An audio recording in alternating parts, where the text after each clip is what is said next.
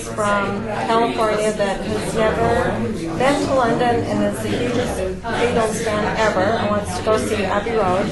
So we're doing that in May, and then I'm going to my cabin. Yeah, right? That's what I told them. I'm like, have him come to Fremont. I was going to say, didn't that one guy like make Abbey Road here? Yeah.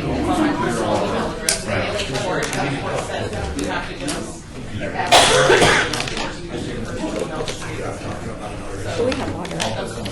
Water, I bought cough drops. I'm trying to keep it down. You know, for these guys, sometimes I bring up water, but Yeah, we don't, and our water dispenser is broken. I didn't.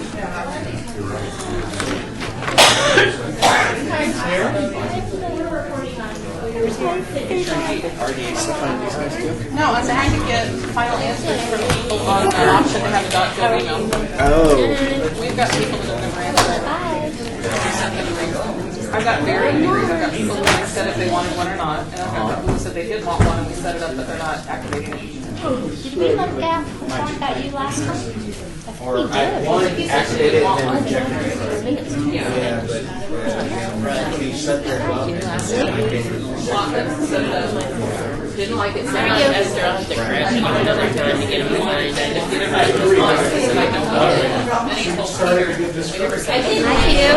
else doesn't come in. I can Did they? It just seems like you were just here. Exactly. It's like we were just in this location. Right? We were. My seat is still hot from last time. No, it actually feels good. Okay. I'm cold all the time. I have a blanket. You have a blanket. Take it to me. How you doing? Great? Great is good. Good is great. Yes. What I tell people is, No. For the staff, kind of. So we've always had a staff person, Courtney Mooney, and then last year it was Paul Basin. Yes, we do have a line item in our budget to allocate for staff funding, but it goes to the general fund, so it doesn't just go to planning to pay for a staff person. But we do have that internal staff. So my time when I work on Centennial goes against that. But we've not paid for a position like this.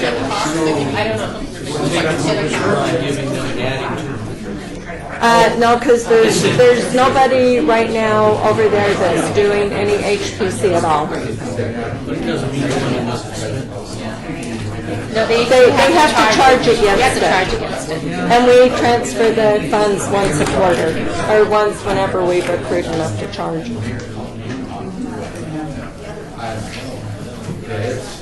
But the mayor called him. She wasn't happy with that either. Would this go to you? Well, Joe's going to have to explain that. What is it? I don't know. I just said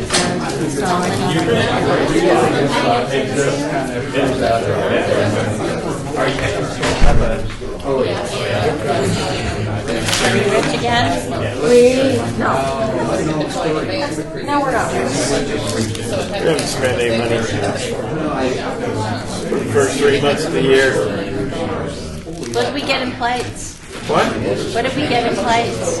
$247,494 for the first quarter. Where's that at? At the very top, it says plate revenues. So you go on for the 3 months ending. Uh-huh.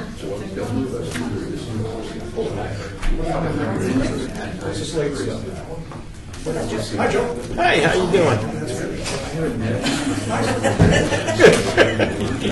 Yeah, I figure I'll make it till about Christmas, then it'll go off. Well, you'll have to touch it off now and again.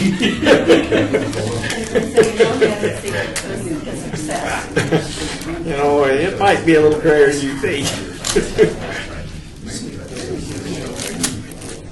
That's a lot for 1 year. No, that's only for 1 quarter. Really? Well, that's for last year. Yeah, we actually did 2 million. About 500,000 per quarter. Yeah. Yeah. That's the,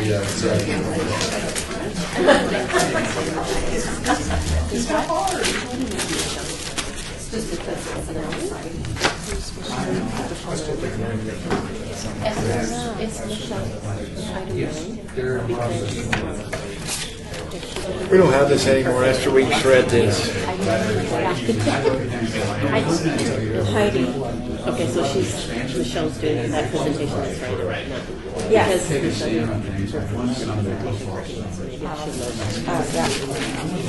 We don't have it. Tracer? I don't know where they're getting these numbers. We haven't did anything for them since we down since it's been abandoned. That's when I We can shred this. This is propaganda.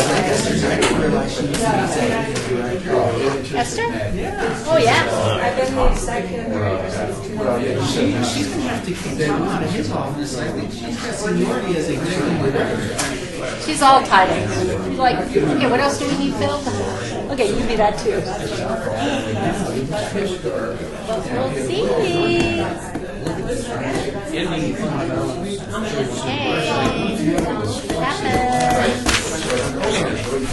Because actually you're first, before the other one.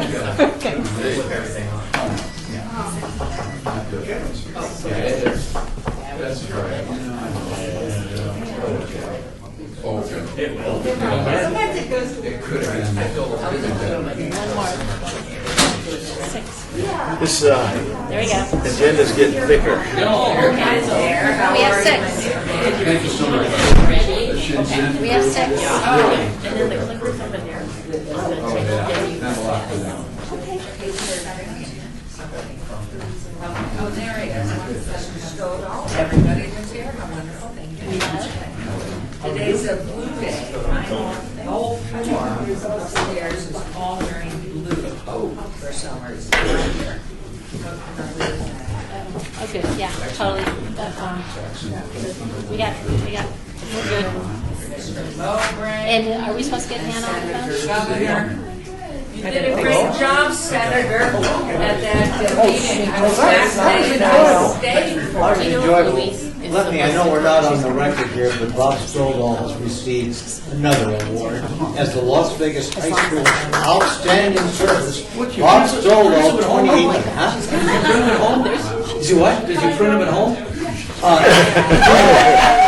I've got the printer that does all of that. You know? I can make all kinds of things. Yeah. Some aren't even legal anymore. It's 201. So you're still good. What is it?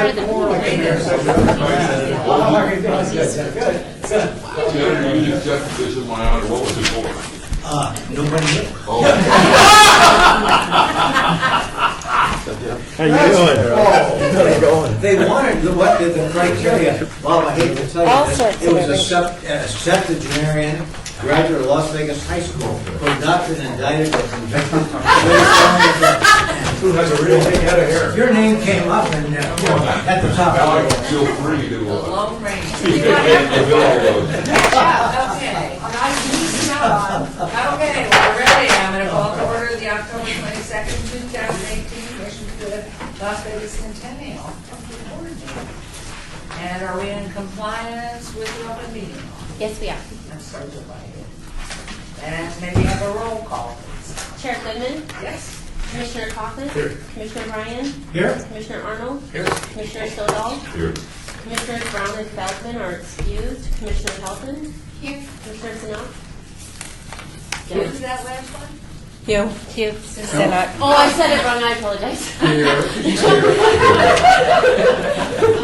Sorry. Okay, so we're ready to roll. Commissioner Mowbray, Here. Commissioner Truesdale. Here. Thank you. We have a form. Thank you very much. Public comment.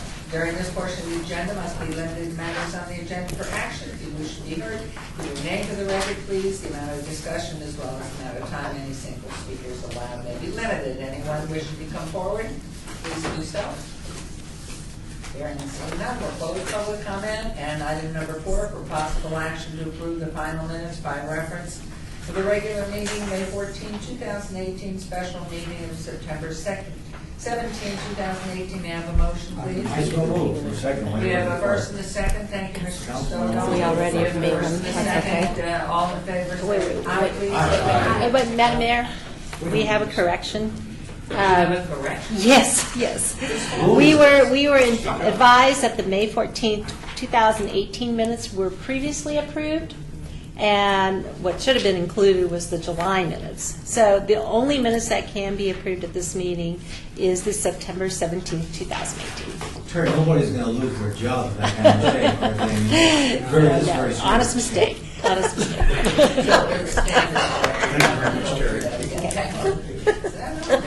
Here we are, agenda item 5, abeyance item, discussion for possible action regarding a grant request by Stephen Clark, University of Nevada, Las Vegas Design Center in the amount of $85,000 to fund a research assistant consultant costs, materials and supplies, and publication costs for Youth Level Cultural Center restoration.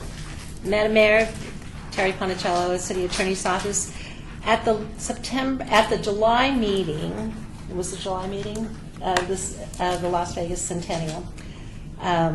We had asked, the Centennial Commission had moved to put this item in abeyance, but we gave the opportunity for Dr. Stephen Clark to come forward in the event that if he wanted to make a special request, and he did so in this interim period between August to October.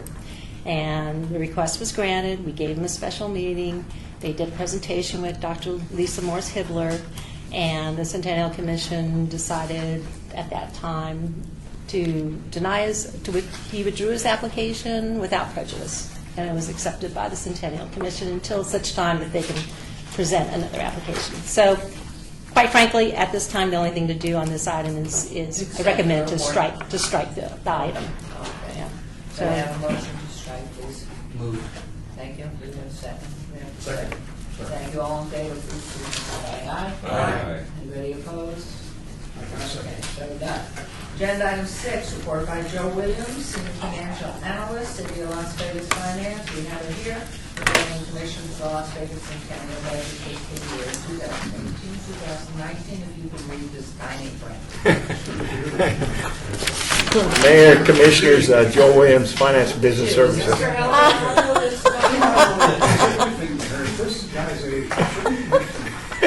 Heller, Other colors in there, or maybe you're young, maybe you're only 25. Yeah, I wished I was. Okay. Well, this Torino. No, it's very good. Yep, it is. Okay, we started Robert's the, trying to copy you, I can see that. Yeah, I'm never getting. we started the beginning of the fiscal year ended June 30th, 2019 with a fund balance of $3 million. We have received for the first quarter of this year $547,494 in plate revenues. Where is that? I mean, this is. At the very, Where is it? How far down? it's right at the very top where it says under actuals. Thank you. We got $547,494 in plate revenues, which is about $20,000 above last year. Quarter to quarter. Quarter to quarter, just quarter to quarter. So, but my only concern now is I noticed the other day some Golden Knights plates are out on the road. I've seen a couple of cars already have them out. So the next two quarters, I think, will really tell how the plate revenues is going to stay. And if I might ask you, is David Riggleman continuing to make sure that the flyers are going in the sewer bills or no? Mayor, I'll give an update on that during my report. Okay. Okay. For the first quarter, we really have not spent a lot of money. We've only spent $53,159, and the biggest portion of that was $24,000 went to UNLV for the newspaper updates. So we ended this first 3 months with a fund balance of $3.5 million. We have committed that we've already been approved is $2 million. So we have an uncommitted fund balance at September 30th of 18 of $1.4 million. So I think we're doing real well. Okay, any comments, questions? No action needed. We accept the line report. Let's hope for are not impacted. They're committed amount, what are those programs? They're all, these are the programs right here that are committed in this last column. The commission has already approved that we have not paid out.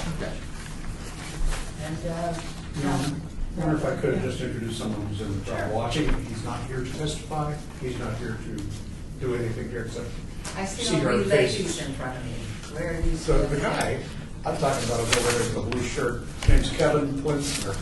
Some people know Kevin, many do not. Kevin is part of the ownership group of the Lincoln/Victory Hotel on Main Street, just 2.5 blocks south of the Fremont. So just so you know, yeah, you're from Chicago. I just wanted his face to become familiar with you all because we have ideas, but he's not here to interrupt the meeting. Kevin, sit down. Thank you. I think I met your family. Yeah, Anyway. village. I didn't see him because he was behind John. Well, that's Kevin, if anybody has thoughts about historic preservation of old buildings. Okay, we're on to agenda item 7, final report by Chase Goldberg, professional bull riders, regarding 2018 Eldorado Road. Hi, in lieu of Chase, we've got Therese Everett, VP of Live Event Marketing for PBR. What are you doing here? Therese, Therese. so yeah, Therese. Last name Everett, Everett. So, giving the recap for today, Chase wasn't able to make it. We had our event back in May. It was the same as a combination rodeo and PBR event, keeping in line with the Eldorado Days theme. It was at Thomas and Mack Center, the change due to the October 1 event the prior year. So we kicked off on Fremont Street, had a great reception with bulls and riders and cowboys from both sides, rodeo and PBR. We did our 2 WCRA Rodeo Showdown performances, which were great. We got the top riders in all the different events to come out for it. By the numbers on the next page, total attendance is 21,000. It breaks out by the days. As you can see there, we went up against a lot of events. What did we have? We had Cinco de Mayo, Breeders' Cup, Vegas Golden Knights playoff on that Saturday. So Vegas was a very busy sports place that Las weekend. Vegas. Sorry, Las Vegas. Las Vegas. Media reach, we reached out and to a lot of different markets. So the Las Vegas name and Eldorado Days reached all across the Southwest. Those are the different states, and then also Dallas, of course, big rodeo community there. Fan demographics following in, sorry? Question, just tell me the attendance. What was the difference? I know you missed a special event on Saturday, so why was it 2.5 times more than Saturday had 2 performances. It had a PBR performance, and then it had a rodeo performance. I see. So nothing like that the other 2 days? Yeah, the other days were just 1 and 1. Thank you. Okay, so going past media reach, fan demographics, following in line with previous years is a big family event. Most people were married and brought a kid to the event. The Centennial assets that made it into play, the logo was included on marketing collateral and on-site branding. The VIP suite was in play. Who all went? Did anybody go? Out of town? No? All right. Well, you had a great suite and good tickets. The video played in arena, the history of Las Vegas Eldorado Days. And we had a great banner wall wrap kind of deal with all the historical photos. That was always interesting. And then again, the Fremont thing. So the next page shows some of the art that went up with the Centennial brand. We also participated in the parade, which was a lot of fun. There you can also see the image of the banners and such. And then the last page is all the partners that participated. We had some really great partners. Paramount Network is a big one to have out for this event. And then, of course, you see the others, Border Patrol, Air, Southwest Gas on the local side and whatnot. So that is the wrap-up of this year's event. Are there any other questions? Any questions, anybody? Yeah. Do we have are we going to be funding this in the future? Do we expect to? That actually, unfortunately for May of this next year, we won't be asking the Centennial Committee to fund us. I don't think that this event's going to work for this May, but we're going to keep looking at it for the future and keep the doors open. So the reason I asked is it's wonderful to see our logos scattered throughout this and the video of the city, but as we look forward, I would suggest let's look for ways we can sell the license plate rather than just our Centennial logo on some of the Good. Thank you. Yes. I'm sorry, Therese. Therese. Did I hear you incorrectly? You said you're not going to do May? No, unfortunately not. Okay, that's a surprise to me, so I didn't know. Sorry. And the reason is? Yeah, in looking at it over the past, we've struggled to make the numbers work to where it can work for everybody. So that's primarily the reason. We're also going to look at some other opportunities and see what we can do to stay in the city and add more events here. Were those crowd counts all in the T&M? Yes. Oh, that's horrible. No wonder it looks bad. Yeah, we 3,000 people. we moved it around, and we encountered a few problems early on with the logo and whatnot, and getting out to the market soon enough. I know, but you've done it once. I'm just curious. I don't know how the appetite is here at the table. Sounds like your appetite is gone. I was thinking that maybe you learned something since this was the first time. This was No, this is. At T&M? Oh, well, it's the same event, but it's Yeah, at. I know, but it's like, gotta think about it. And we've lost quite a bit of money trying to promote the event and make it a success, and it's just not penciling at this time. So we'll revisit it and keep all the doors open for the future. Okay. Thank you. Any other questions, comments? I'm just kind of curious, the demographics. Looks like an That's older better, audience, Brian. which if that portends the future, that would be trouble, I would think. In this market, it's a little unusual compared to our other PBR markets, but to me, when I look at the ticket counts, it's more on the rodeo side. And I'm not really sure why that is, except for that rodeo maybe has more of a historic, PBR's been around for 25 years, rodeo's been around for But you're not experiencing that trend elsewhere where you're sponsoring events then? Yeah, I guess what I'm really saying, is this something that those that are not millennials are interested in? If that is the case, then you're in a situation in which you're in a zero-sum game in the future. if Well, that is true. they are, but you have to remember the only numbers that I can count are people that buy tickets. So if the mom buys it for the whole family and they might be 20-year-olds, Okay. I don't have access to that unless we do a study. Got it. So, and PBR tends to sway younger, so that's why marrying PBR and rodeo together can help push that into the future and have a younger demo and get the younger people. So Thank you. However, if I could just carry that on, though, thank you. I was going to say, just though the numbers you provided, about 65% brought a child to the event, that's how this works. That's what PBR, I mean, can certainly. PBR tends to be a lot lower. It tends to be Yeah, like because they're so expensive. Very expensive. Not always. Rodeo, like some of the things like off-road racing, and things, they're huge family Yes. sports. So Yes. it's- and I think that Yeah. they're going to come. But when you I think consider they'll other, come. you consider other markets, like I have other PBR markets that are running with $10 tickets. But the way Vegas is and production and Las Vegas, sorry, that's the ticket price. One other question, Therese. Well, if we have the Eldorado rodeo rate to use, and we can't, right now, how much difference would that make? I'm not sure. There's a lot of bad blood with the Eldorado name. I think especially after this last year with some of the promoters and people out in the world. So I'm not sure that would make a difference. I went out to so many different markets, really hitting Reno and hitting those rodeo markets to bring them down. So to me, from a marketing standpoint, to rebrand it, if the Centennial Commission committee wants to move forward with it, a rebrand would be my personal opinion. What would a rebrand help? You'd launch a new brand, a new event, not a troubled name that has, for some years, I guess it was canceled and didn't happen. Well, but the and public doesn't know that the backstory. public does know the backstory. Rodeo is a small community. I see. They do know. Drop an L. Add an I L. would like a K. Any other comments, questions?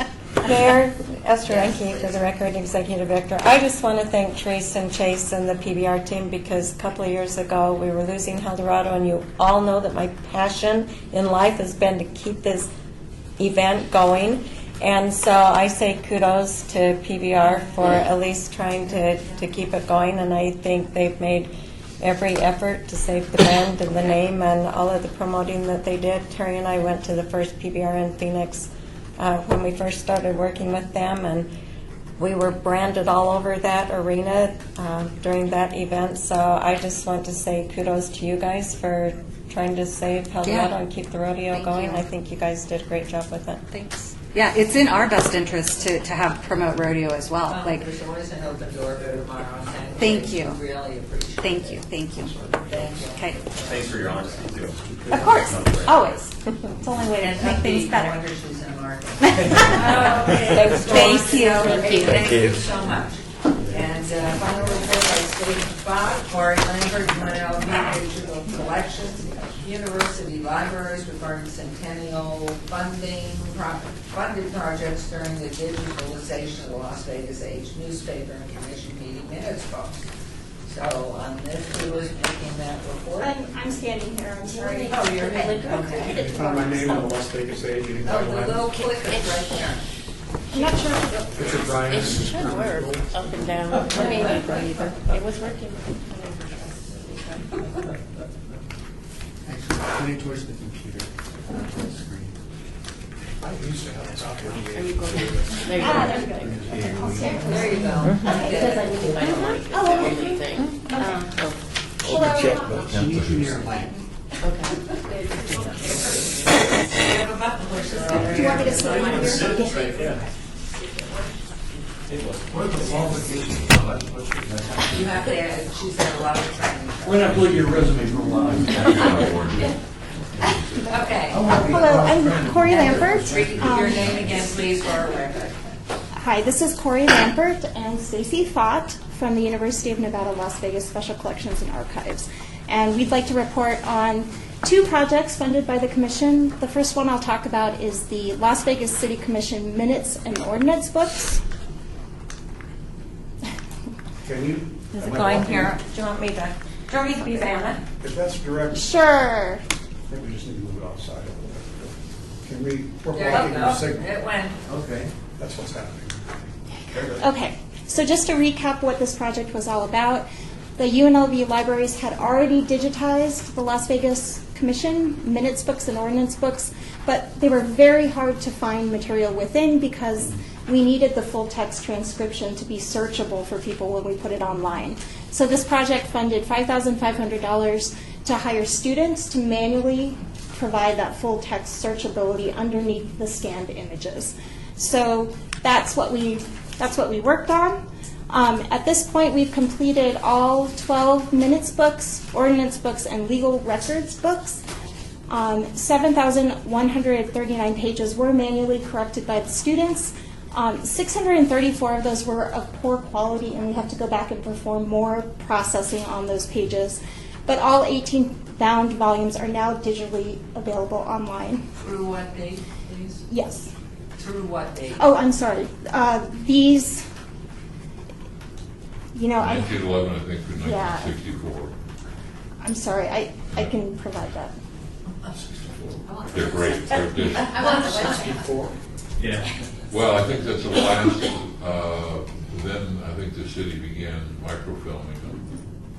So maybe that's Yeah. another Could be another project there.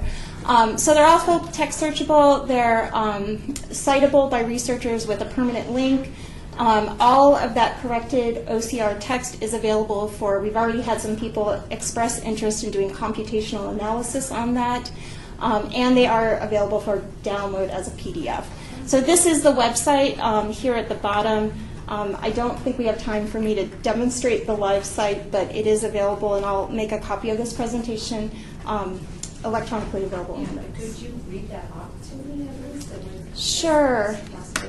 It's the Las Vegas City Commission minutes, and it's available from the UNLV Special Collections website. I can send a direct link for the minutes if you would prefer. Question. Yes. Question, Tom? Did you scan the other items that come in, the documents come in to a meeting to help make decisions? The documents or extraneous things that are submitted? We Plans?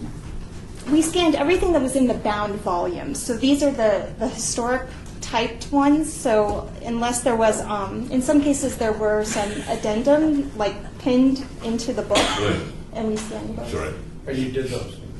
having gone through almost every page, looking for those things, most of it's not there, but there are one or two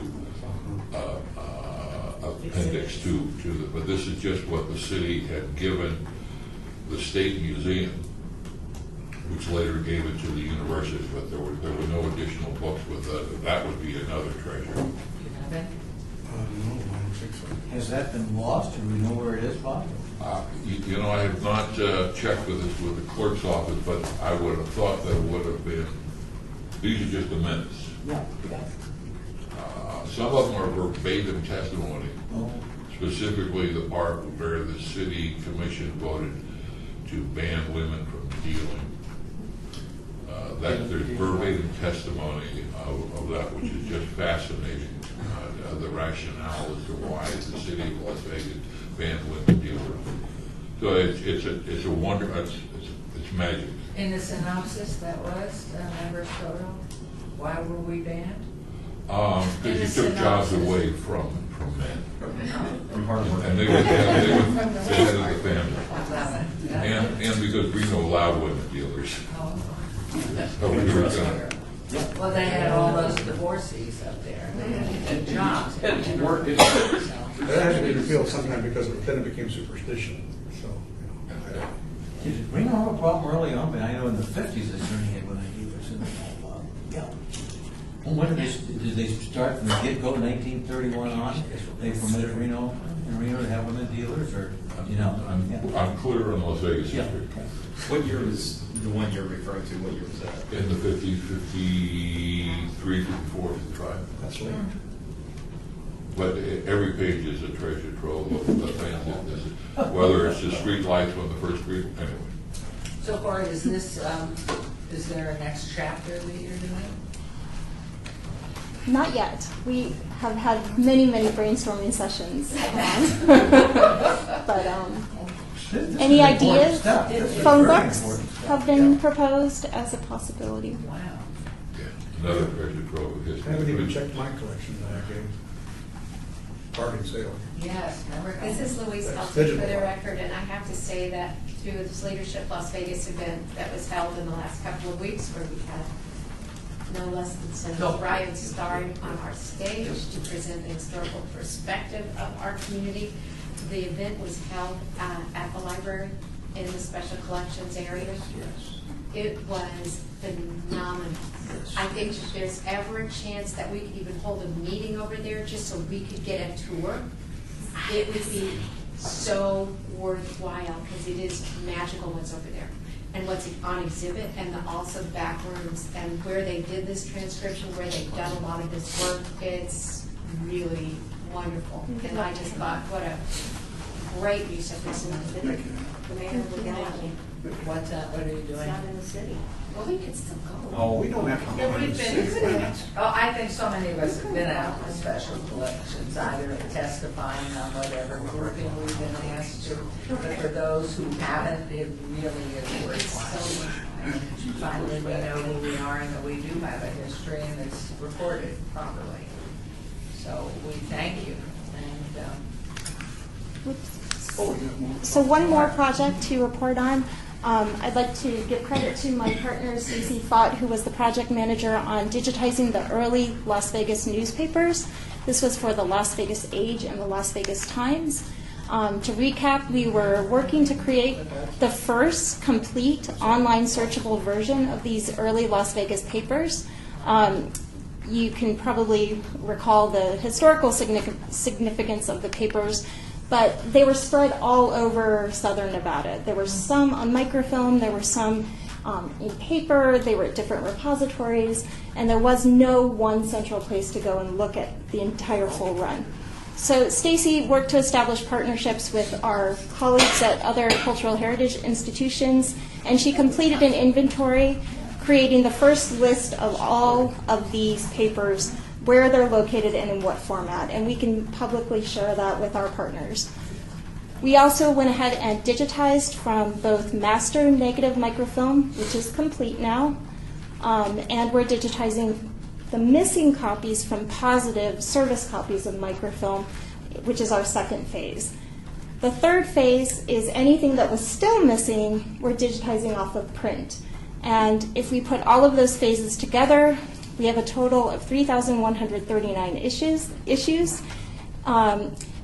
that we did from microfilm, 95 from print, and we only cannot locate 11 copies of the full run. So we're really excited. If anyone has leads on those 11 copies, let us know. We need those dates. Yeah. Yes. At least two of us do. Okay. If I can will interrupt share you. those, yes. I gotta tell you, they're very valuable, and I don't know what the latest bid has been on a complete age. You've seen one in the last few years. What? Yeah. Was that relative to my question? No, Was please. that relative to my question, I was Senator? laughing at Senator, are his you response. interrupting my question? What? Do you have Just them? one more time. Do you have them? No, I'm just asking, Bob, what is the last sale price on a Las Vegas Age Complete? I have no idea. I have no You probably have one, you know, on eBay, I found one for a couple You know, I $100. probably have some of them upstairs at the house. Okay, I'm sorry. He's got one of those cat eating the mouse prints. We had home delivery, Bob. I'm Now, kidding. I'll- They have what I have. They have what I have. But I do want to thank everyone for helping us to create the most complete online collection of our earliest newspapers. And Mayor, a serious question, if I may. Please. This is important work, obviously, not just for those of us in the room, but people, years to come, trying to recreate, particularly what Bob has recited, the compelling arguments as to why we should not let the fairer sex deal cards. I mean, that had to be a powerful presentation, not yours. But what do you need next? In other words, if you were 6 months from now coming in and saying, look, we need this piece or that piece, what would your priorities be in the future? well, I think there's always more content we can add. We're hoping that this is the foundation of a portal for historic newspapers for all of Southern Nevada and even the state. So I think there are more titles we could identify. We could digitize more of the master negative microfilm held at the state library, and we could make that picture a little bit fuller with more titles. What would your priority be?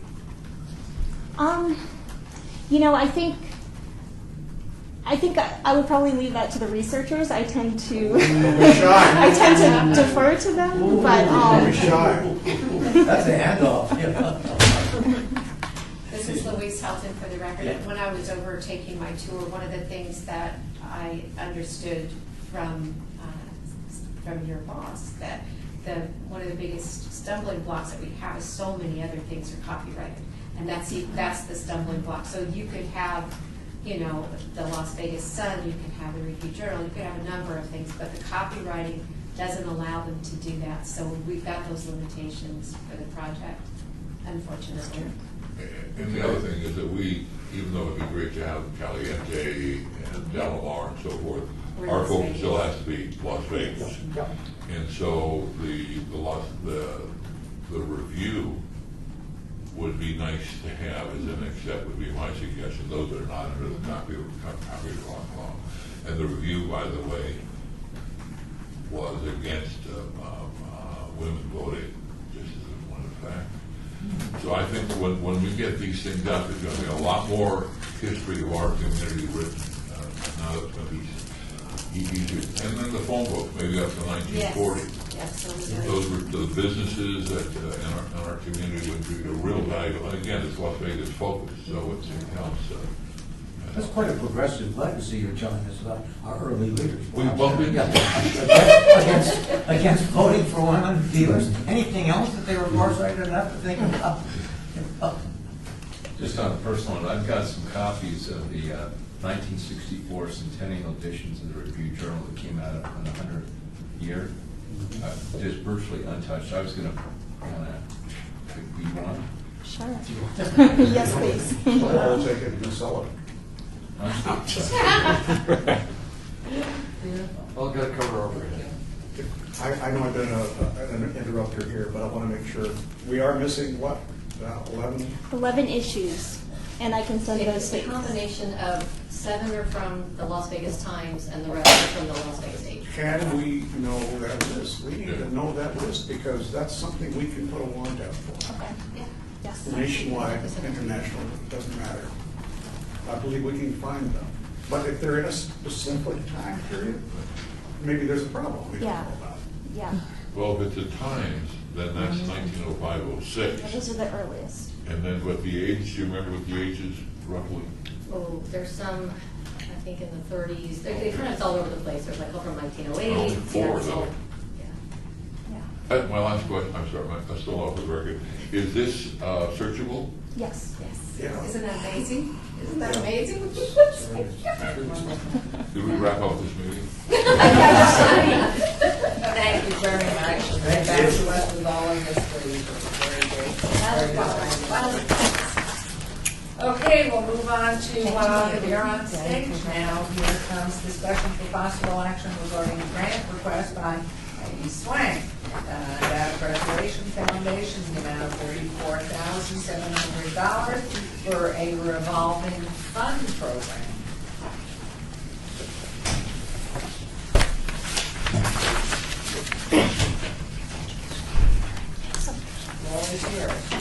Thank you, ma'am. Hello. So for the record, my name is Heidi Swank. I'm the Executive Director of the Nevada Preservation Foundation. And with me is Michelle Laramie under her new title, which is Director of Neighborhood Stabilization. And we are here to talk to you about the new project that Nevada Preservation is undertaking, has already started and will be embarking upon next year, which is to create a revolving fund. And now I'll see if I can get this here.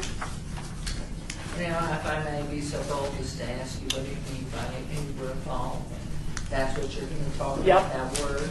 If I can get my, Sounds like petty cash. there we go. Do I Okay. need to, is it working? Yeah, you've got, just need to get the right spot.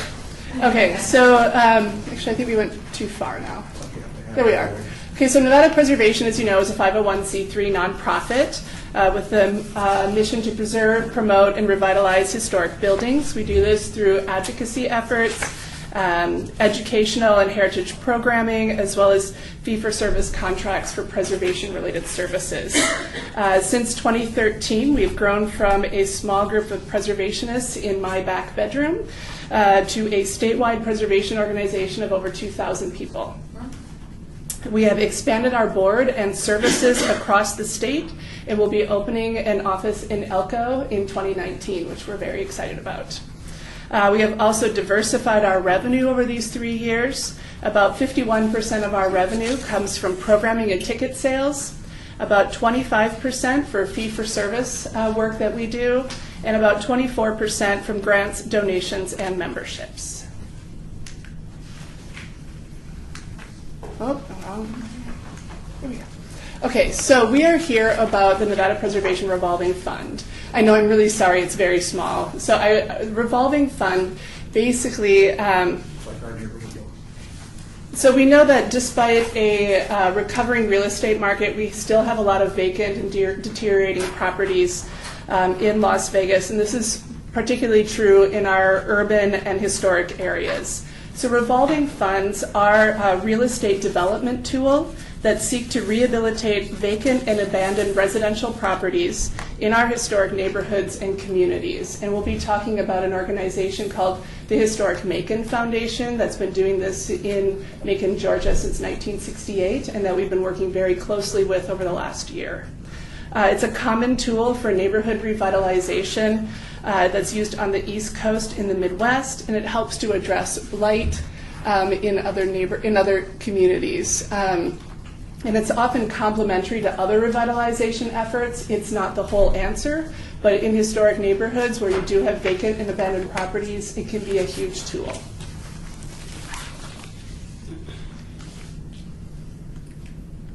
Did I go too far again? Okay, so the revolving fund would rehabilitate and restore single-family and small multi-family dwellings in our historic neighborhoods. To start, and this is just the start, we needed to have, these programs work best if you start in a concentrated area, and then it could move elsewhere. But we'll focus on housing rehabilitation in the historic core of West Side Las Vegas. So we know that the historic West Side is extremely important, has a rich social history that's integral to the greater Las Vegas story. So these historic homes are significant assets to Las Vegas and have this a rare glimpse into the life and culture of Las Vegas. So the revolving fund revitalization efforts will align with the goals and the objectives of the 100 plan that was done that focused on the West Side, that calls for low-density, single-family and multi-family homes in the historic core of West Las Vegas. So with there. But we're just trying to figure out if we could expand some of these illustrations. Oh, it's in as a PDF, so yeah. Okay. Yeah, sorry. There's a thing in your packet too that has some. What? Yes. You just exposed me as lazy. Thank you. So with that, I will hand it off to Michelle, and she will talk you more through the details of what we've done so far on the revolving fund and what the next steps are. So, Michelle Laramie, for the record, and as Heidi said, we've been kind of working on getting this program up and running for the past year. And I've really been, both Heidi and I have really invested a lot of our time going around the country learning about how these revolving funds are operating. So we've gone to a couple key conferences, one being the Revolving Fund Summit in Macon, Georgia, where we met with the Historic Macon Foundation personally and have created a relationship that's continued through these education efforts and kind of got to see an inside look at what they're doing in the houses that they're rehabilitating and learning what they do on the ground. And we also attended the Reclaiming Vacant and Abandoned Properties Conference. That's put on by the Center for Community Progress, which is a national organization who works with smaller nonprofits around the country to get both land banks and revolving funds up and running and off the ground. And one other organization through these two conferences that we've gotten to know really well is the 1772 Foundation. They are another national nonprofit organization which specifically provides funding to revolving fund and redevelopment programs for historic properties. So we've been working with them closely, and you'll see on this slide we're actually using 1772 Foundation's best practices to kind of inform how we're going to set up this program. So that is using those best practices kind of brings us to the phase of the project that we're at right now. So we're currently in the middle of phase one with that research and education being kind of creating a solid foundation for us. And we're now trying to finish up phase one, which consists of our NDC training, which is a National Development Council certification program in historic real estate finance. We're also going to be completing a feasibility study and developing a business plan for operating the program. In addition to those things, which I'll talk a little bit more about in just a minute, we've been working with key stakeholders and partners in the community, as well as community members themselves, to establish some stakeholder and community advisory groups. Some of the organizations that we've been working with are, of course, the City of Las Vegas and Ward 5. We've also worked with the Governor's Office of Workforce Innovation with the Apprenticeship Council program, as we'll be creating some workforce development programs alongside this as well. So moving on into the phase one milestones, and this is really the kind of cornerstone of our grant ask here. So we are in the middle of completing that National Development Council training. I've already attended week one of that training. It's a 2-week course, and a small portion of the Centennial Commission grant that we've asked for will help cover the travel funds for that second week of training, which is in Atlanta, Georgia. And then the two big pieces of our grant ask are the feasibility study and the business plan. And these are actually going to work to kind of be a matching fund for one another. So we've actually applied for grant funding with 1772 Foundation for the feasibility plan portion of the grant. And they strongly support applications that have a strong local funding partner. And so we're looking at Centennial Commission to fund the business plan portion of that, so that that will act as the matching fund partner for the feasibility study portion. And those three pieces will then finish out the phase one portion of this project so that we can move on, which Heidi will talk about those future phases now. So the next phase is, so kind of we're in that period where we're getting things kind of set up. So phase two is really to adopt policies and procedures, and we've been working hand in hand with Historic Macon Foundation. They're basically just sending us all of their policies and procedures so we have a starting point and can kind of build upon what they have learned over the last 50 years. We're looking at hiring a real estate manager. The National Trust for Historic Preservation has a African American, it's a very long name, Cultural Heritage Action Fund that we applied this past year for that to hire a real estate manager. We did not make it past the first step, but I think it was like 5% of the applicants. They had a massive number of applicants. It was the first year. So we'll be trying again, of course, to bring in funds that would help us to hire that real estate manager. We're looking at finalizing our partner programs. We've been working with Nevada Partners as part of this, also with the Urban Chamber and the Latin Chamber to kind of solidify all those relationships and how we're going to work together to do this. We also need to secure seed money, and this is something new that has come up since the grant we submitted to you. We are now working with the City of Las Vegas and some other organizations to be part of the Advancing Cities grant through JP Morgan Chase. We have been looking at that grant already, and then we learned that there was a grant already in process that was focusing on the west side, and so we've been brought into that relationship too. That would be a $3 million grant over the next 3 years, and it would be for all of the partners. So we're hoping that could be our seed money to do our first pilot program. We also are looking at the MGM Resorts Foundation and Caesars Foundation. MGM Resorts specifically has affordable housing as one of their concerns, and we have an early interest from Southwest Gas already as far as going forward. So then we're hoping, if all goes well, by next fall, we would acquire our first property, and that it would be a rather small project so that we could rehabilitate it, work with Nevada Partners as the third phase, when we would actually restore and rehabilitate, and then Nevada Partners would work with us to help find a home buyer and move somebody into that home. That home, the sale price from that home would then go back into the revolving fund to fund the next round of rehabilitation. So just to give you an idea of the work that the Historic Macon Foundation has done since their founding, I mean, their numbers, they're an amazing organization. They have been invaluable for us. They have purchased and rehabilitated and sold over 140 historic buildings. Like us, they will focus only on historic buildings throughout the community. This resulted in $10 million in construction investments. Also added $9.5 million to their local tax base, and it created 2,000 jobs for local workers. Now we know that's 50 years, but we are hopeful that Nevada Preservation will still be here in 50 years, and we will have similar numbers. But we think that this is a tool that, at least in our conversations with JP Morgan Chase, they're very interested because there's not a lot of people out on the West Coast who use this and use this kind of mechanism, and so they're interested in getting that going out here to start to solve some of the issues we have with our housing, especially in our historic neighborhoods. So with that, I am more than happy to answer any questions.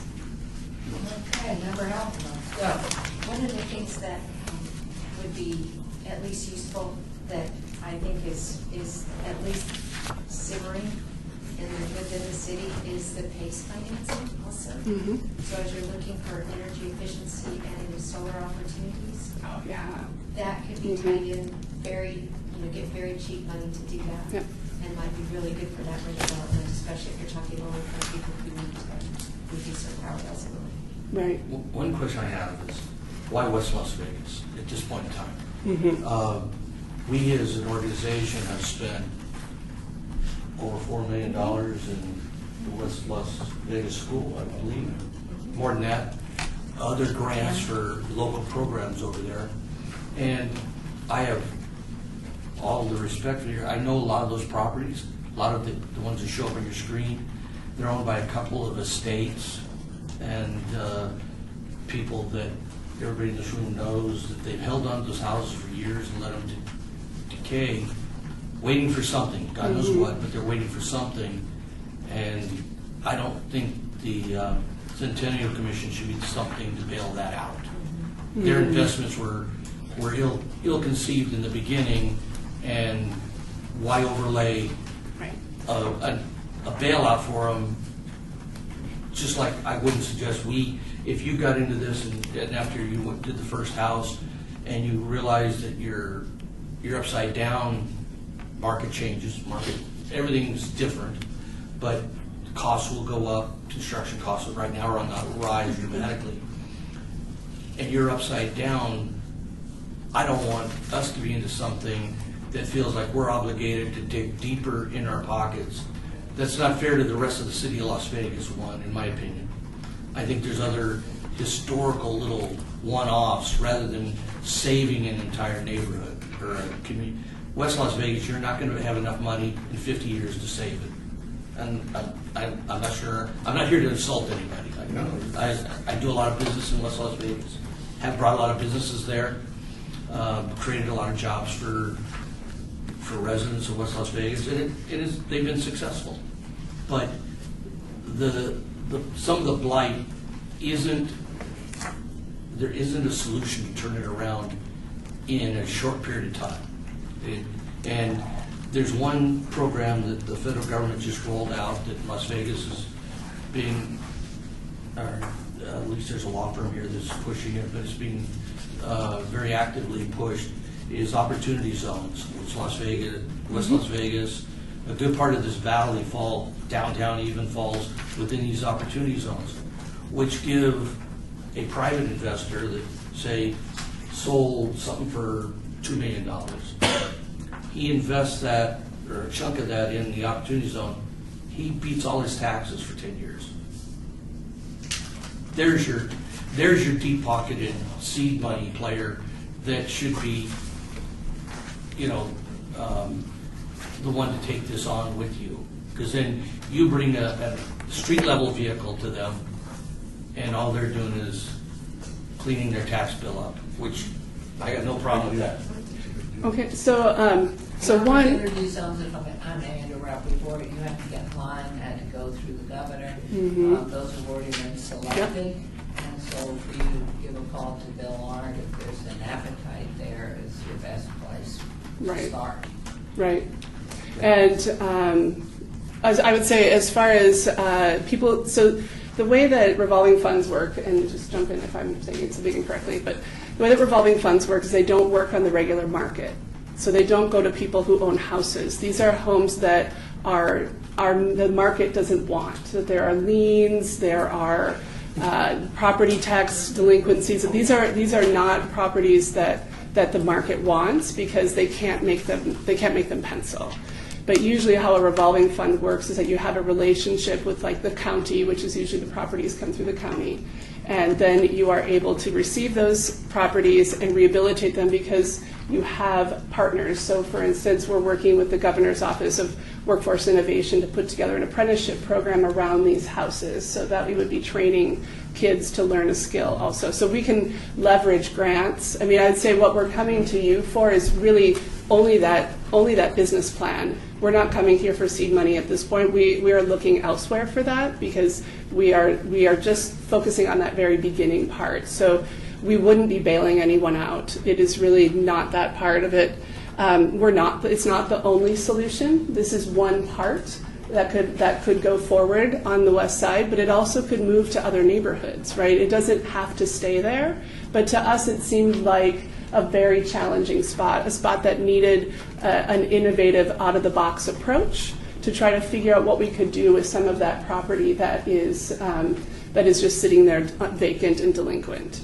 There's also other organizations we know that are kind of starting some movement over there, so it seemed like there was a collaboration. And now that this Advancing Cities grant has come forward that is focused on the west side, this is a place where we can get the seed money to actually do the large dollar innovation, large dollar work. For what we're asking for support at this point is really just coming up with that business plan. And I just, on a personal, I feel that we don't have a bottomless fund here, and we know it's going to be challenged at every direction going forward because of every sports team is going to get license plates. You know, the senator may get a license plate someday, you know, and that'll cut into our bottom line. But no, and that's why we're not asking you for the seed money. We're going elsewhere to look at that. But I just think we're being asked to fund a wish list of a new business, which does have. I'm not saying your idea of the mission is a good idea, but I don't see us as being the appropriate. I'd love to see, quite honestly, the housing authority take on something like this where they could screw it up. So, I would say that for us, because we are not focused on anything that is not historic. To us, this is historic preservation. This is rebuilding our historic communities, and it's a tool that we can use in many places, not just on the west side. For us, because just at the timing, in that the African American Cultural Heritage Action Fund came out of the National Trust, and because the city is also and other partners are working on this Advancing Cities grant, it seemed to make sense, since those were African American focused, that we could jump on that and focus on the west side at the beginning. But we also see a lot of other neighborhoods. I think that there is Francisco Park, for instance, that could use some reinvestment. There is Paradise Village, and similar to Historic Macon works in areas for a while, and then they move on to the next area for a while, and they work with the city to figure out where those priority areas are, so that it's not just putting it in one spot. It is moving around. I mean, this gets to be something like, let's spend 6 months doing some things in the Arts District, then move on, and hopefully the people there take the ball and run with it. And I just don't see us having an incredibly positive experience in West Las Vegas. And that's only my opinion. I invite you to go to Historic Macon. I think that it would be amazing. You'd be surprised. First of all, I agree with your initial premise. This commission has not been afraid to invest significant money, whether it's West Side School or videos or the business plan. My question is there's phase 1, phase 2, and phase 3, and I think I hear that you're only asking this commission to fund phase 1. You're not going to come back for phase 2 or 3? Part of phase 1, actually, because the other part of it would be the matching fund that the 1772 Foundation is looking for to fund our feasibility study. And then we do not plan to come back. We plan to look elsewhere for other funding. So the word feasibility study would indicate you're going to look and see whether this is feasible, or is that not the right word? Could you look at this and determine, well, wait a minute, there are not enough historic structures that fall into this category, so this is not a feasible plan? Or has that you already kind of decided it's going to be feasible? What the feasibility study does is comes in and determines what the major issue is in that area, and that if there is, and Michelle probably knows more about this than I do, but that it does look at that area to determine what is the main problem. Is it that you have delinquent property, that you have code violations, like what are your problems in that area, and what is the best mechanism to address it so that we can set things up properly for. And then, and it really kind of takes, and some of this has been looked at, I think, in other parts of the city that we've talked to the Center for Community Progress. I believe they had some meetings with the city before.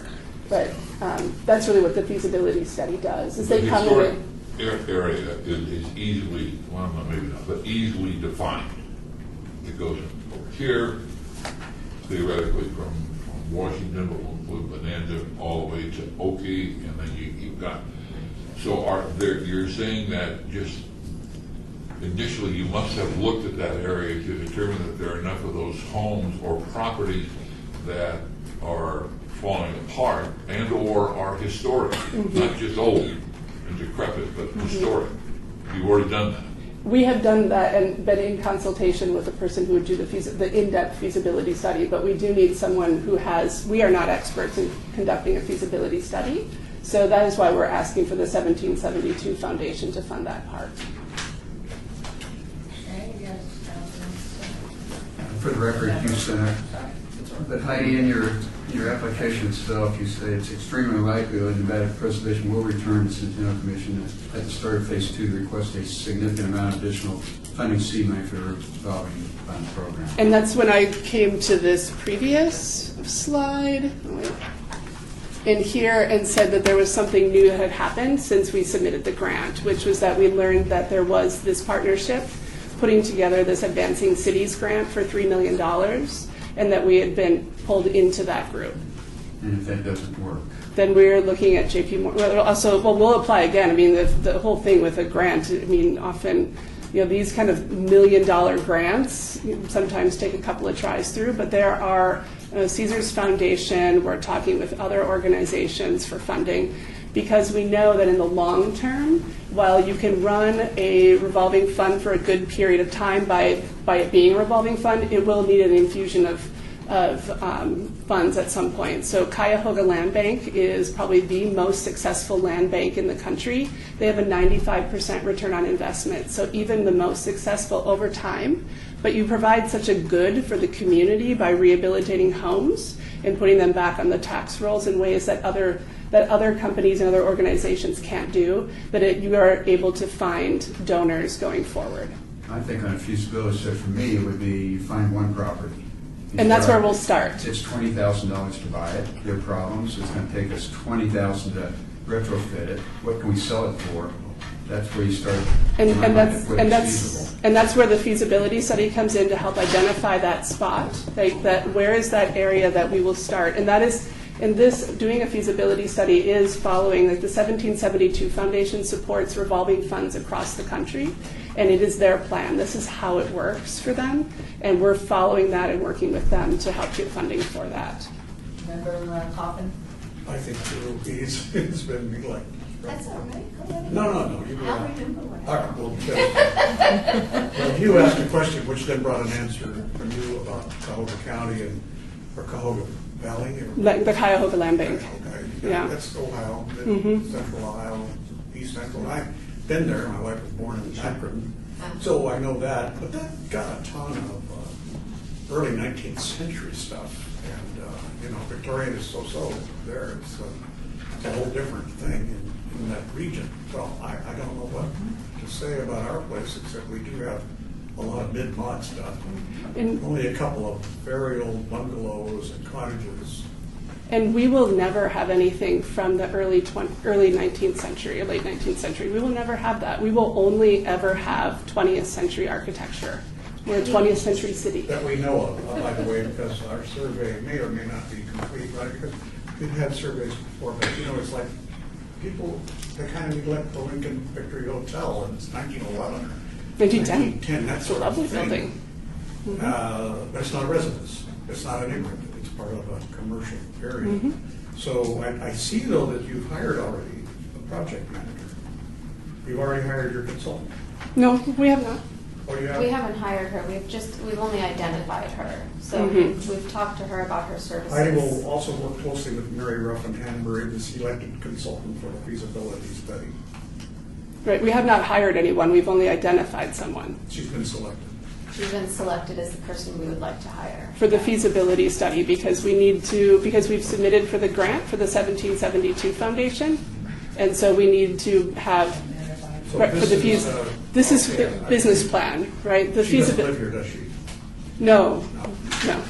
They're really, for these types of things, it's a very niche kind of field. There are not a lot of people in the country who You're do thinking this. that a person like Mary might be useful in helping getting grants just because of her vita? It's kind of a short. No, she would just do the feasibility study. No, That's, but I mean, a vita that would carry some weight. Yes. yes. And impressive. Is that what you're saying? Because I don't know what else she's done. The vita doesn't indicate other things she's worked on. It says in general what her credentials are. So, you know, that's just useful. Okay, Member Helton and This is Louise Helton for the record, and the thing that, I mean, I'm very excited about the possibilities of what this could make possible. This is like, you need this little linchpin grant in order to create something that could absolutely, that revolving opportunity could be self-perpetuating and go great places and do so much good.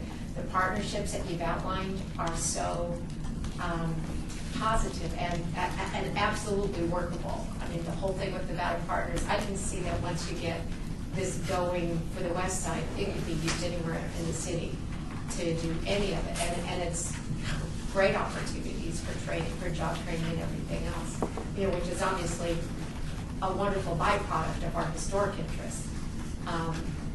Even if we only gave them $25,000, I see that as being something that would get you so close and would allow you to go to Caesars and MGM and say, look, we just need you to give us, you know, $12,000 apiece or whatever. Those are such reasonable asks and would hopefully allow them to buy in and maybe feel more committed. So perhaps that's one way we could look at this. Thank you, Member Bryan. Yep. Heidi helped me out on this a little bit. I mean, there is no question this part of our community is blighted and needs lots of help. Nobody, as the lawyers would say, we can stipulate that. The history that you recite here is something that a lot of us have been around for a while, kind of understand and appreciate. But in the most positive sense, it kind of sounds a little bit like urban renewal rather than historic preservation, which is the office of our committee. So the second aspect of my question is the feasibility study. I mean, is the feasibility study A, to determine, and I don't know the answer to this, are there historic structures, enough of them, to support this concept of a revolving fund? Because it seems to me there may be a lot of buildings, to use the idiom of the street, that are, you know, pretty much never going to be rebuilt. I mean, they have no particular historic significance. They are, fair to say, it's a part of the history of that part of the community. But historic preservation to me is a little bit more of a narrow focus. So help me out, because feasibility is a pretty broad term. It's feasible in terms of its economic viability, or feasible in the sense, are there enough structures here that warrant, you know, restoration for historical purposes as opposed to community function? Those are two different concepts in my mind. Maybe just take a stab at that, either one of you, yeah? Yeah, so I'm going to jump in, Michelle Laramie. So in the feasibility study that we're looking at, which would be the service provided by Mary Ruffin-Hanbury, she looks at it more from an economic standpoint as well as kind of making recommendations for the specific structure of the program. So there's all different types of revolving funds, and they all operate a little bit differently. So she's going to come in, she's going to talk to, you know, the key organizations that we have kind of already had early conversations with and are working with. She's going to talk to some of the larger donors, such as MGM Foundation, Okay. And kind of see what the appetite is, what the you know, community, I guess, greater idea is for what this can be. And she takes all of that input and then makes a recommendation for the best type of revolving fund structure moving forward. And then once we have that recommendation, that's when we can develop the specific business plan to, you know, put kind of the policies and procedures and operating guidelines in place that follow her recommendations. And that's a good, but that's an economic feasibility, as I would call it. Yes. I mean, are we putting the cart in front of the horse? That is to say, shouldn't there be a threshold determination made? Are there sufficient structures in the historic West Las Vegas, aside from the economic feasibility, are there sufficient structures to in effect warrant us going into the feasibility study in terms of its structure and its economic viability? Rick is more familiar with the area than I am. I don't know the answer to that, but it seems to me you may not need some high-powered expert to tell you whether or not there are enough structures there to warrant moving forward with the economic feasibility. Is that making any sense to the question? Yes, and so from my understanding is she will also look at that aspect of it as well to. But I guess my point, shouldn't we first make that determination before we launch into the economic feasibility? If, for example, I'm not suggesting that this would be the conclusion, there simply are not enough structures And I that believe have historic significance to move forward with the economic feasibility. And we have already provided her with like the map and the ownership of where we are right now in the historic West. I understand the area is certain. No, and that's what I'm talking about. Is this You've actually identified buildings that we have provided her with like what buildings are where, and I mean she has not come for a site visit yet, but I will say that we do know that there is. Our offices are on the historic west side. We are there every day, and we have been spending a good deal of time taking a look around to identify areas that could become a concentration. But you're talking about areas, and I guess we're not trying to give you a hard time. Right? Nobody is more knowledgeable than you are. I think we'd all agree to that. I'm not so much talking about the area, historic structures. I mean, you know that area. I mean, there is a sufficient number that you think warrants moving forward with the economic feasibility. That's where I'm coming from. What I'd like to do is make a suggestion here. I have worked the historic West Side, familiar with the families that live in many of the buildings, and hearing the sense of the permanency and strength of the structures that are there.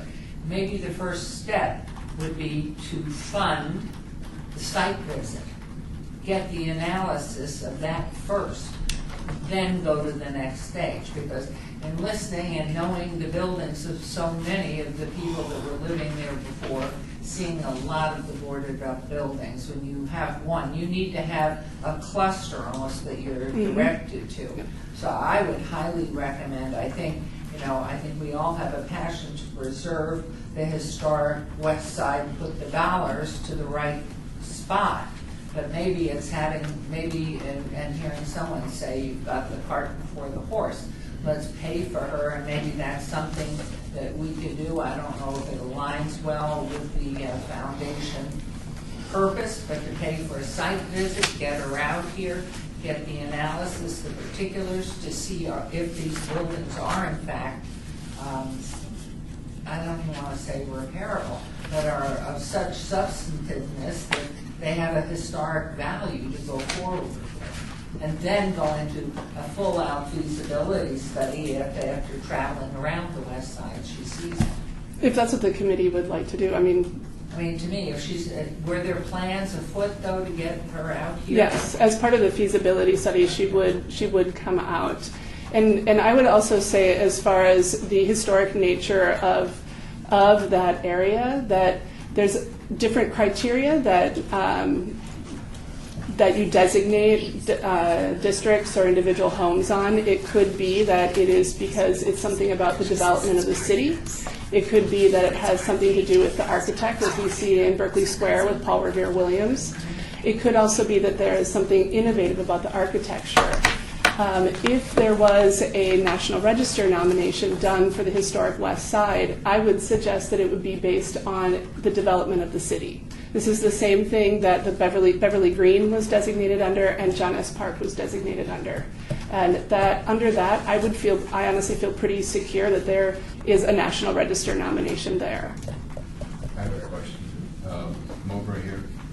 Do we need to bring an out-of-state consultant in to come to local and tell us, is there a chance that we've got some specific historic items in brick and mortar? I mean, because you've done a great job in other projects coming back, talking about these different subdivisions.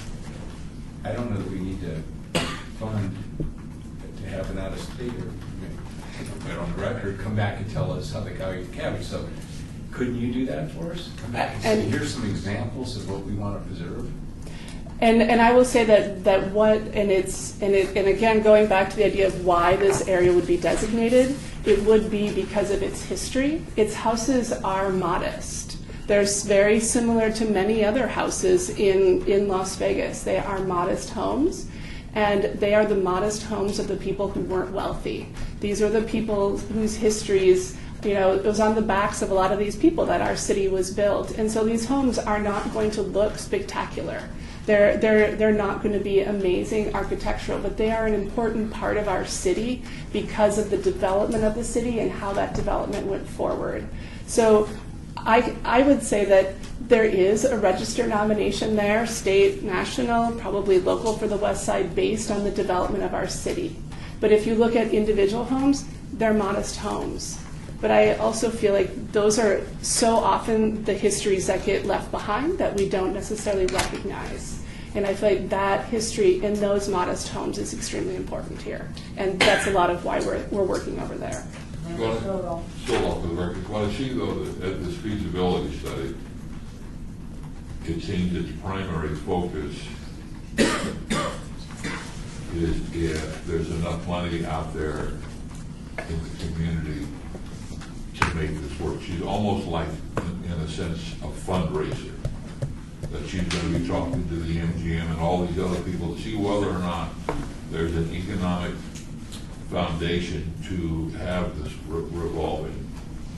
So that's what I think that she would bring to the table, her knowledge and her expertise in developing this kind of thing, as opposed to somebody here locally that would be able to, I think you really narrow frame, no pun intended, the houses that you're going to look at, the homes that you're going to look at, and those are with liens, or those that are not really feasible for somebody else to come in and buy and flip and turn around. It would seem that we should go hire somebody that would go look into the community and see how many of those homes fit into the narrow frame. If there are 10, is this really a feasible idea to go forward?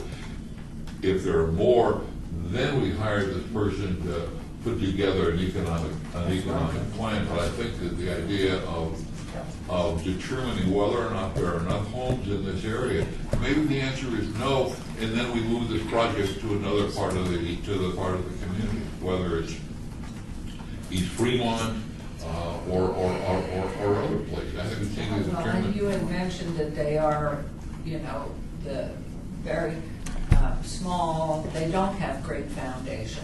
I mean, many of them are just buildings that just went up. You sort of feel many of them could be blown away in a bad storm.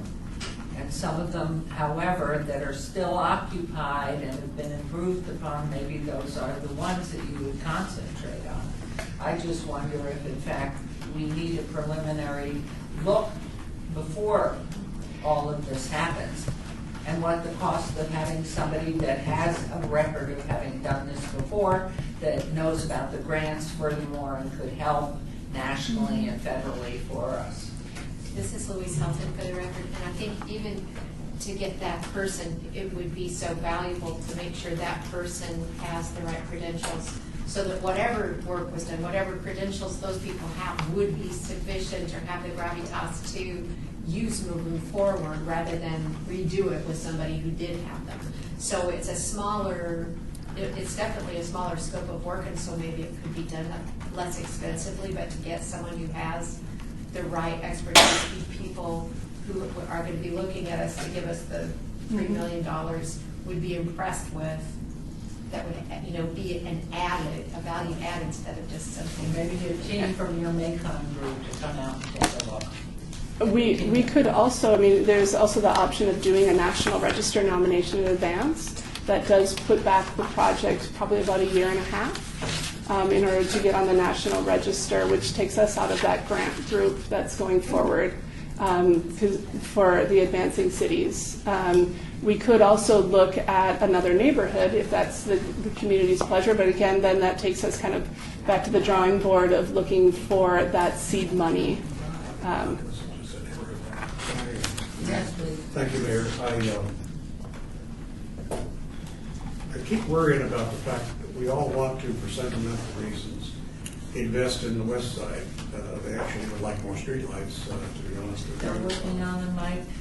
They'll never be, without saying, catching up over there is something that's going to take a long time.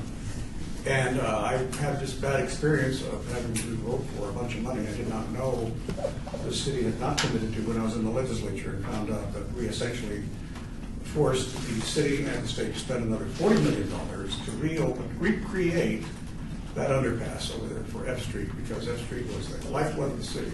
And all it does, it's just turned into a mess. It's a graffiti nightmare. It is not what was envisioned after $40 million was spent. So it doesn't make me happy. I see everything here is centered on McWilliams and or the West Side. And I'm thinking, you know, let's look at some other areas. I don't know what this need is we feel to spend so much money and trying to save something that may or may not be savable or desirable for the people who live there. They just maybe, I don't know, maybe they don't care, because I don't see any wealth coming in to help fix it up myself from anybody else, including the wealthy landowners over there. And we're happy to look at other places if that is the will of the committee. I will say that given the grants that are currently out there, the African American Cultural Heritage Action Fund from the National Trust for Historic Preservation and the Advancing Cities Grant, that there is a momentum that's happening, and that is my concern. There's also that this will not stay on the west side. As it does in historic Macon, it moves around. It works in a neighborhood for a while and restores part of it. This is also not the entire answer to the historic west side, but it is an answer to those historic buildings and those pieces of our history that are there. There are other partners that are interested in coming into the west side too, that would be doing very different things than we would be doing. We would be doing a small part of that and then moving on to another part of the city. If I might ask, have you met with Councilman Greer? We have. Second generation in his home, which is a more solid, substantive nature. And what was his comments to you? I'm sure he thought, I want to build up and help. And so we all want to revitalize, but the question is, it's historic preservation. So, I mean, my sense is, and listening, is that it's just not quite here yet, and there's some things perhaps that in meeting with Councilman Creer and with our planning and our code enforcement specific to the historic west side to see, really do that preliminary thing first, and perhaps after that, when you see that and identify from your perspective that you've identified someplace, then is that of value enough to bring out someone to do it? And so we've been meeting with, we met with Bill Arndt earlier in the year. We have been meeting with Early King and Kathy Gibson, and we've been meeting with them regularly. They are members of our stakeholder group that meets every month to talk about how best to move forward with this project. We had an excellent meeting with the councilman. He is very supportive of the project. We've been having these conversations since the beginning of the year to kind of start pulling all of this together. So maybe there is a point that you can identify a couple of places or a block area or something that they all, in fact, support what your thought is, then go to more formal and then get the feasibility study going.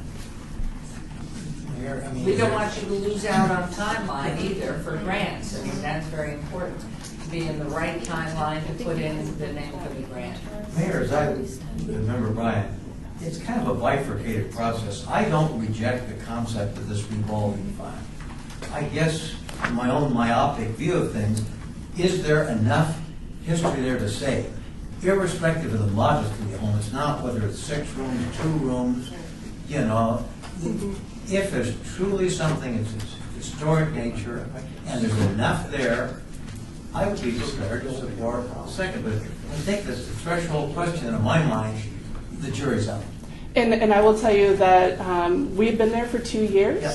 And we have spent a lot of time driving around, walking around the neighborhood. And there are places that are empty lots but there are concentrations too. If you go on the other side of H Street from where we are, there's a definite concentration of homes there.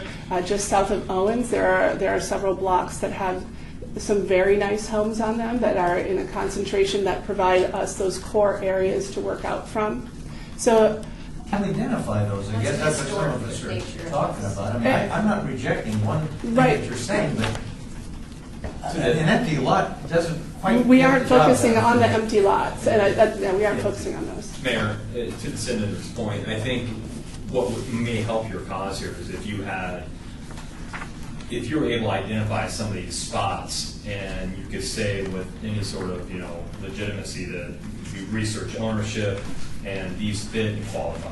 Right now, it's kind of Why don't we do this, if I might suggest? Let's do the follow-up, because I think that's what I'm hearing, and then come back to us at Vegas to the next meeting.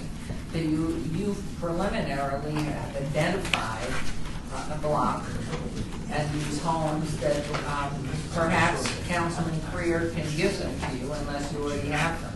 Mm-hmm. When's our next meeting? January. That's not too far off. We're going to cook Thanksgiving dinner for your husband. And the next one is when? It's the end of January. I will be in Carson City. I will do my best. Oh, that's right. Your other piece of work. Yeah. And I would also point out to the committee that we do have a map. There's a map in the packet that shows vacant properties that we are using to kind of start to identify. I'm sorry, abandoned properties. Vacant properties, not vacant lots, vacant properties, right? So then that really, to me, makes an engineer or somebody from the city go out and look at the properties to see if they're worth salvaging, or if they are of such flimsy construction without foundation. Unless you've already done that. No, but if I might remind the committee too, we are applying to the 1772 Foundation for the feasibility grant. So we will be going forward with that grant. What we're asking you is for the business plan. That would come after that. So by then, so we could keep going forward. Our reason for coming to you guys at this point was because having matching funds makes our 1772 Foundation grant application stronger. But we will still go ahead with that. That we could come back later once we have that grant. When do you go to Carson? I go toward, I think I'm hosting the National Trust in Carson City at the beginning of January, so I'm going earlier than I planned. So, yes. And then back after that in January before February session really starts? Maybe, but we have many rural clients in northern Nevada, and so I usually use that time to drive out to Elko and meet with our board member, but I can come back if I need to. Yep. The board meeting is January 28th. Okay. Thank you so much. This is Louise Helton for the record. Is there any appetite for even giving them $10,000 and get them part of the way there, that they could at least have bragging rights on for matching funds to let them have some forward momentum? Anybody? Your Honor, I'd be willing. I mean, I want them to have every opportunity to be successful in this grant application. My hunch is there enough there? And I would be willing, if others were to obviously your schedule is much more, to have a special meeting before Heidi goes up to the legislature for this purpose. I feel like that's too much. But with the understanding, if there's appetite on the thing, what I want, show me the structures, working with the city, that these are things that can be restored, and then I'm perfectly open to the second. I think there's an issue that you go out, follow what the senator did, and here's these 12 houses that are abandoned or have liens on. That becomes part of a public record. I suspect all of a sudden the price is going to go up because we have now identified these pieces as really rich opportunity. I don't have an answer, but I'm just thinking as you're going out, how are you going to do that? How about if we could make a nice film, a moving picture film without identifying particular properties, but definitely showing areas. See, that doesn't get from the area. I know the area. No, I mean, I'm trying to back out from the individual addresses. Where's Clayton White, that whole piece of our historic preservation? They should be able to just go right now, 1, 2, 3, 4, 5. And I might say that one of the things that the city of Las Vegas should consider is doing a windshield survey. It is one of the big needs that we have as far as historic preservation, because I will tell you what usually happens is Michelle watches the Planning Commission, something comes up, and we go into like panic mode for a while to figure out if it's important or not. But if we had a windshield survey, and I've been talking with Councilman Bobsey up in Reno about doing one up there too, if there was a windshield survey that gave us, said, okay, these are buildings that we know, like you could start to identify. And I know we had been talking with Preservation Green Lab with the National Trust for Historic Preservation, and they were interested in coming in and doing a study too. And so, On their dime? No, you have to hire them. Yeah, but doing a windshield survey, I think, is the biggest first step that every city in the state of Nevada should be doing, so that we even have an idea of like what is significant and what isn't. And that's not in-depth analysis. Right behind is Robert Summerfield, head of planning. He's smiling. Are you just happy and smiling, or are you smiling because this is familiar and you know all about I'm it? smiling because this is helping my argument for the next item. I'm thrilled at this discussion because it's helping the next item. I'm smiling because we did one, a windshield survey. Courtney Mooney personally did a windshield survey at West Las Vegas. And? Where is that? It's with planning. Robert has it. Okay, we'll get it. It's part of the, if I had an HBO, they could tell me. For the West Las Vegas plan that they did for. No, this is separately. This was a whole separate, and maybe it's included in that, but, so you gotta go back. Courtney's been gone a couple of years, and so this was maybe 5 or 8 years ago, so maybe it needs to be updated, but at that point, the idea was, we're gonna do a windshield survey of historic properties, and then if we got enough information, we were then gonna go to a register. And it was felt at that point that there wasn't enough left to meet it. And that was a registered nomination based on architecture, not on criterion A, which is the development of the city. And I believe Courtney also recommended that, she at least in conversations over drinks with us, has said that we should go back and look at that area again as far as the development of Las Vegas, because there's significance probably there, which is what I would say too. And I feel like there's a lot of thoughts, and as always, you have a lot of support, but there's still some confusion as to how we all get behind it. I'm wondering if it makes sense to go ahead and table this until the next meeting or a special meeting, and maybe give you an opportunity to meet with a couple key members as well as staff, and let's vet out exactly what will work and what won't for this committee.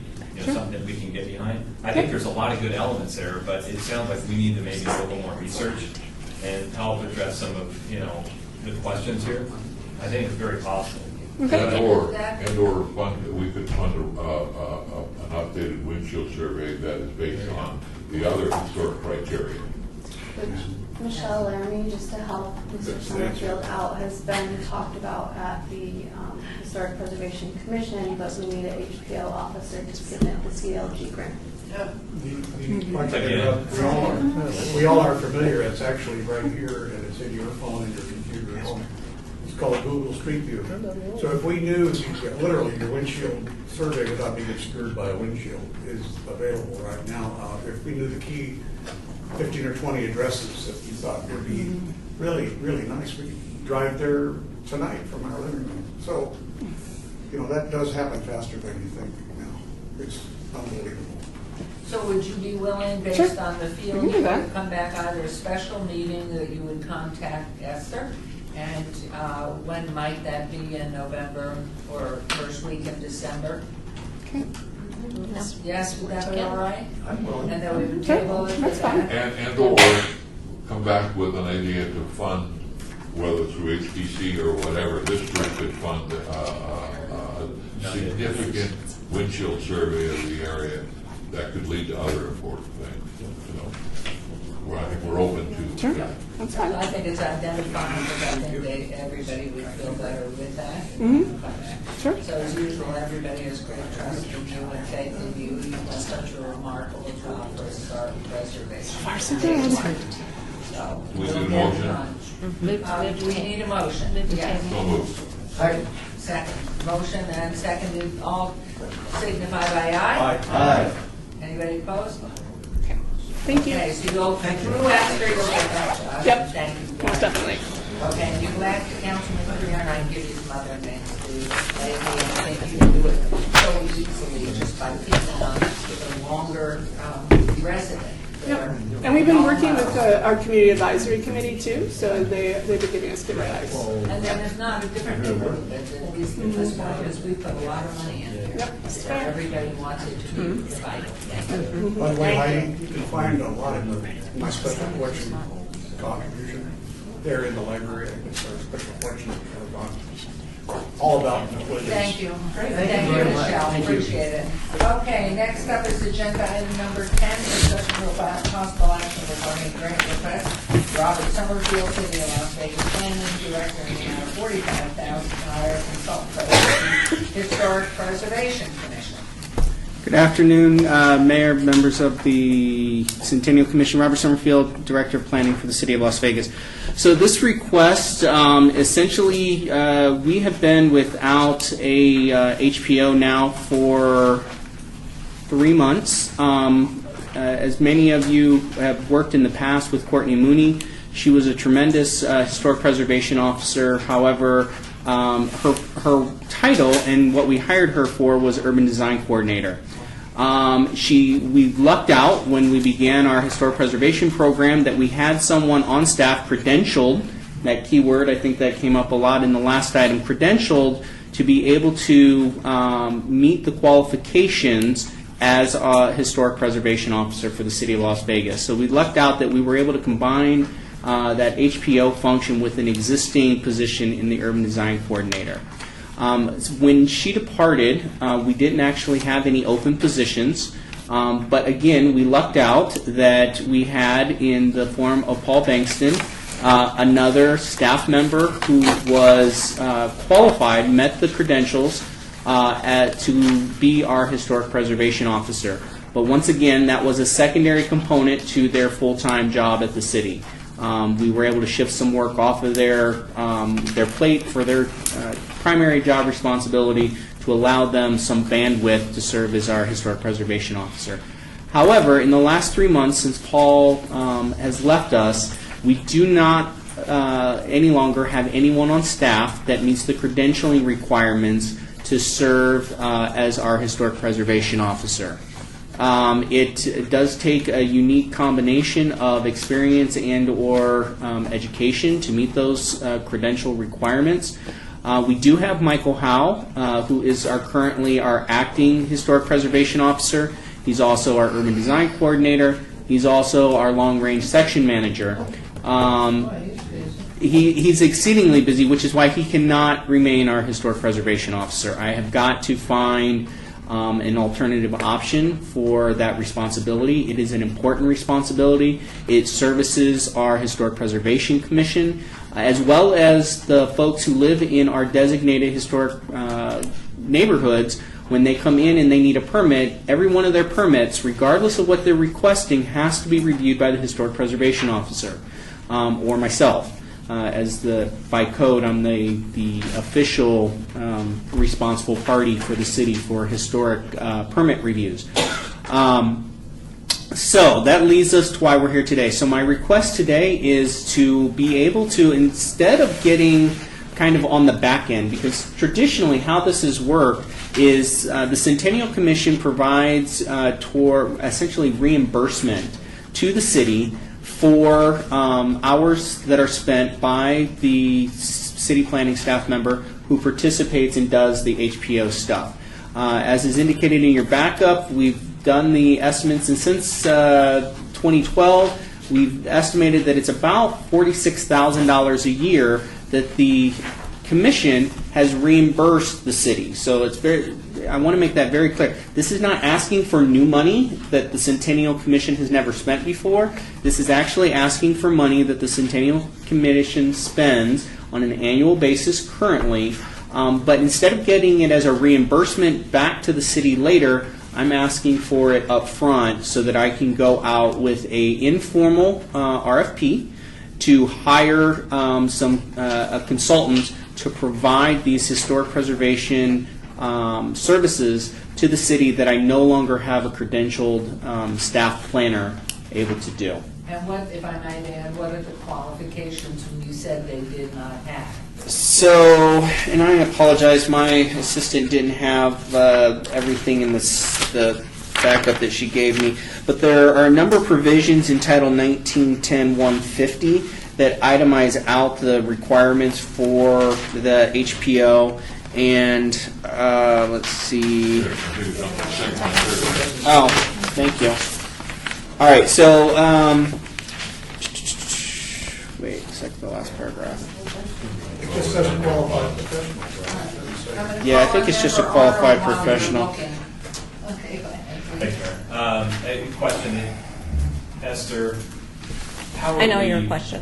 Well, how are we paying for this in the past? Was it a line item under staff reimbursement? Yeah, so Esther Ranke, Combined with your Executive staff? Director. Yeah, if you look under your internal charges on the budget, I allocate my time when I work on anything Centennial related.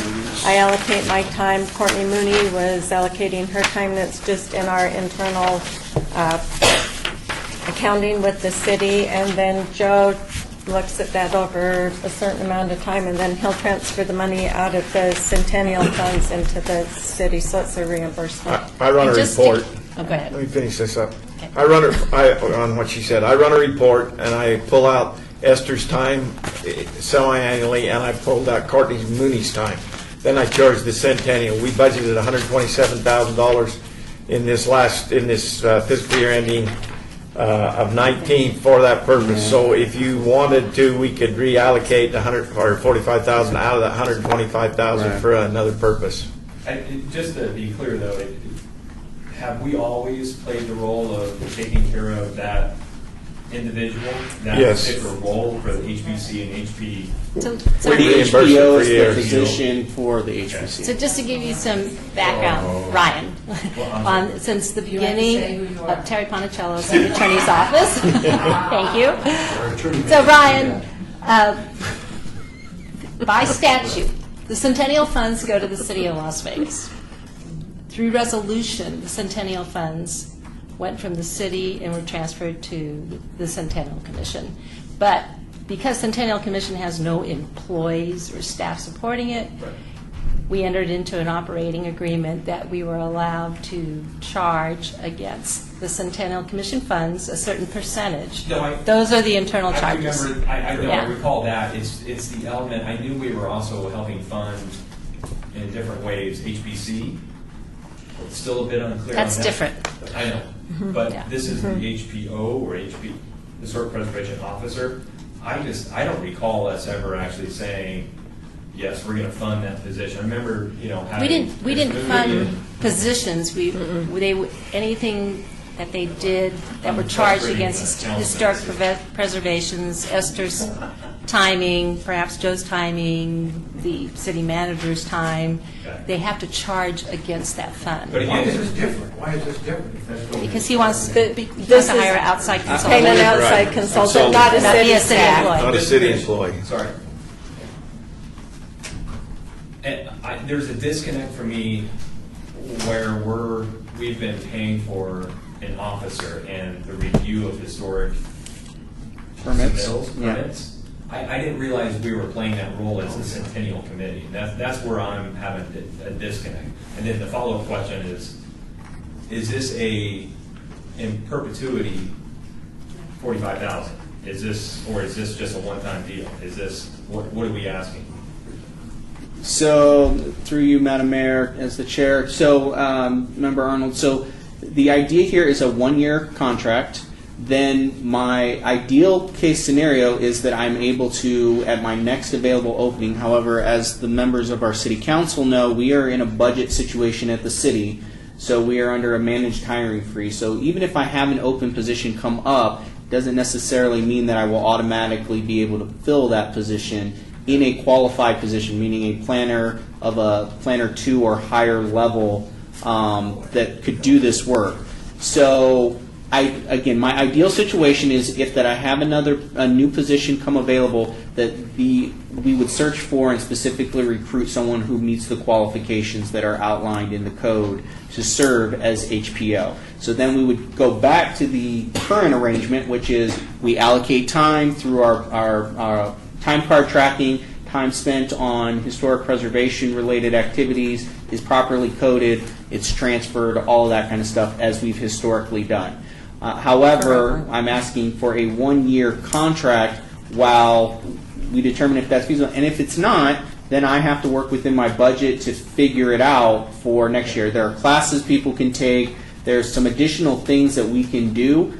In the short term, though, I don't have those options available to me, and this would give me a year to figure out that next step. But again, I do want to be clear in this ask is that this is allocating funds that technically the commission expends already. It's just instead of getting a reimbursement, we are asking for an allocation. And I put Councilman Coffin, excuse me, and Member Mowbray and everybody else. So you go first. Thanks, Ben. Robert, haven't we had another person come in between Courtney and this gentleman you just mentioned? Haven't we had another person also try to fill that slot? No, so since Paul's departure, I have not had any. I had some openings shortly just before Paul left, but the recruitment, so Councilman, as you know, being in government, our recruitment lagged well before someone came in. So yes, we have had people who've started since Paul's departure. However, the recruitment for those folks that have started since Paul left began before Paul's departure. Well, I was thinking between Paul and I haven't gotten Paul's replacement yet. Somebody else between Paul and Courtney. No.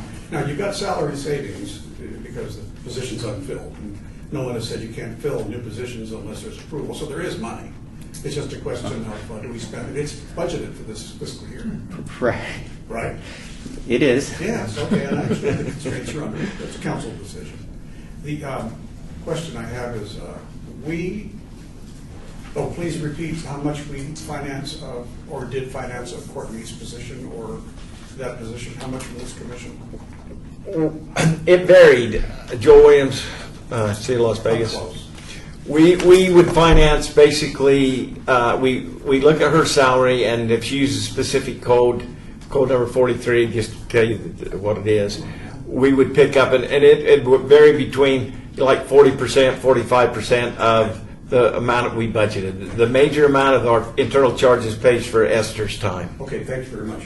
So that tells me that for $45,000, we could pay for the same percentage of an employee. And to be clear, it's a not to exceed amount, so we may not actually spend a full $45,000. It's a not to exceed amount. I just want to, for the record, be clear. But the idea is that what's the benefit about having a city employee in this position? In some way, even if they're just 46% of the position, is that you have somebody on task all the time, not a consultant that you got to figure out where they are at a given time. And then you got to figure out what they're billing, and is that going to push them over their billable rate? I agree wholeheartedly. I really feel like it was great to be able to call the city Courtney. Now then, she is a grant recipient, isn't she?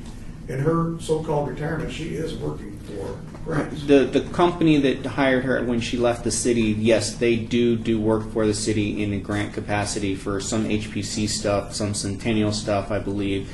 And they would be, and it's all under contract. And to be on, and again, for full transparency, the company that she works for would be one of the companies that we would send the RFP out to.